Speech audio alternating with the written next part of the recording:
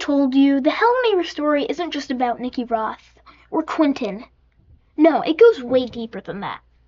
Today, I'm breaking down the full Hello Neighbor timeline for my opinion, including all the games and some plot, just a little bit from the animated show, and where it all fits between the main acts. Let's get into it. Part 1.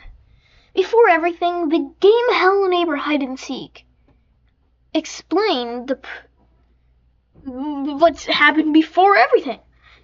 There was a normal family, Theodore Peterson, his wife Diane, and their 2 kids, Aaron and Maya. After Diane tragically dies in a car accident, Aaron gets really upset, grieving and grieving. Eventually, while playing a game of hide and seek with his sister, a game that wasn't like the others, he leads Maya onto the roof, and then tragedy strikes once more.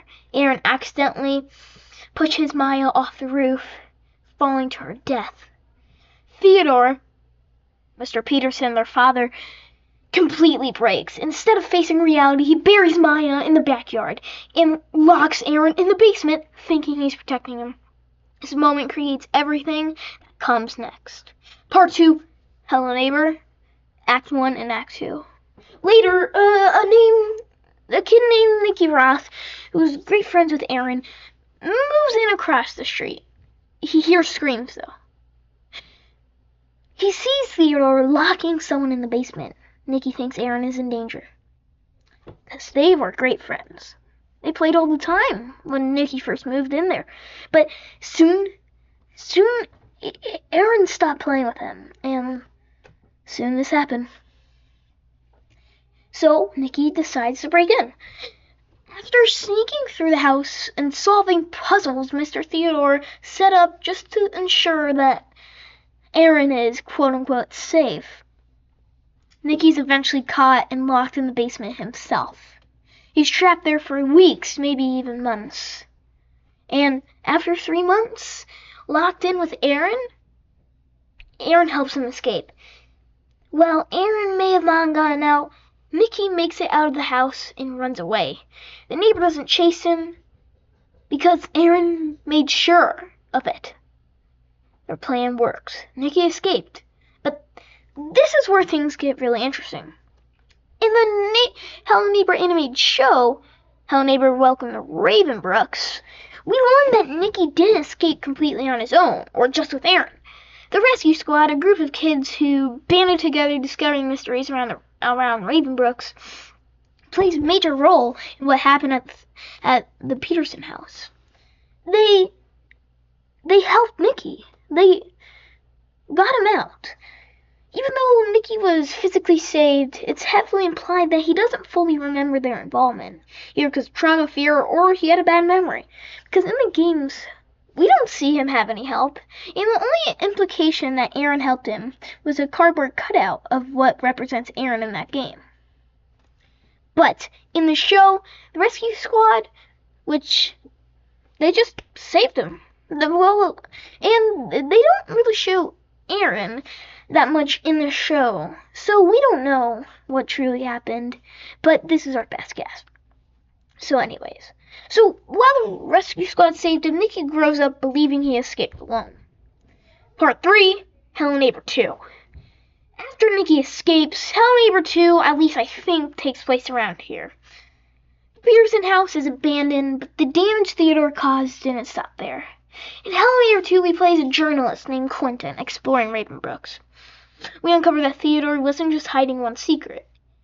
He was connected to multiple disappearances, strange locations, and long-term trauma across the town. All of the higher-class town members seem to be working for Peterson, or at least have involvement in these mysterious mysteries. But they all have suspicions. This confirms something very important. Theodore didn't move on. He kept spiraling. He went crazy. Hello Neighbor 2 shows the real-world consequences of Theodore's actions. Abandoned buildings, broken people, and a town that never fully recovered.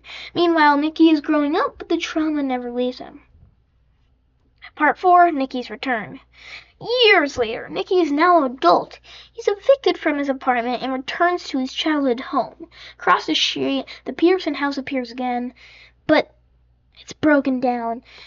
However, Nicky sees something suspicious in it. He sees this weird figure, but he slowly falls asleep. He enters a nightmare, and he sees the neighbor's house, but this time it isn't real. This house is a mental prison built from Nicky's fear, guilt, and childhood trauma. Part 5, The Thing.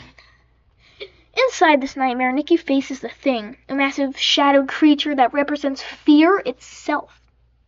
Nicky protects a younger version of himself, slowly gaining confidence and strength. This is Nicky doing what Theodore never could, facing the pain instead of burying it. Part 6, The Final Meeting. At the very end, Nicky traps Theodore Peterson in a small, empty house in the dream. This is Nicky finally conquering his fears. Nicky finally has a moment of relief. Part 7, What the Story Honestly What Means to Me. Hello Neighbor isn't about a villain hiding a monster. It's about what happens when grief is ignored. And that's the full Hello Neighbor story, including Hello Neighbor 2 and the animated series, and some more from the books, but I didn't really include that much from the animated series, and also and this is just all my opinions, so you may disagree with me, because I might have missed something. If you want me to do a deep dive in the show, like and subscribe. Anyways, if you enjoyed this breakdown, hit like, subscribe to TTGamer15, and tell me what lore you want next. I'll see you in the next video. See ya, gamers!